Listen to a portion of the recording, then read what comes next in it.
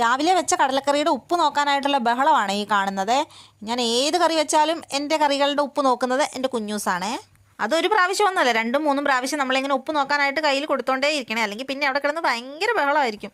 ഉപ്പ് നോട്ടമൊക്കെ കഴിഞ്ഞ് കുഞ്ഞൂസ് അങ്ങ് പോയി. എന്നാൽ പിന്നെ ചപ്പാത്തിയും കൂടെ അതിൻ്റെ കൂടെ അങ്ങ് ഉണ്ടാക്കിയേക്കാന്ന് വിചാരിച്ചു. ഞാൻ ചപ്പാത്തി ഉണ്ടാക്കുമ്പോൾ പലപ്പോഴും ശരിയാവാറില്ലേ, പക്ഷെ ഉണ്ടാക്കി കഴിഞ്ഞ് കഴിക്കാനായിട്ട് എടുക്കുമ്പോഴേക്കും നല്ല സോഫ്റ്റ് ആയിട്ടിരിക്കുവേ. അങ്ങനെ ചപ്പാത്തിയൊക്കെ ഉണ്ടാക്കി കഴിഞ്ഞ് ഞങ്ങൾ നേരെ കഴിക്കാനായിട്ടിരുന്നു.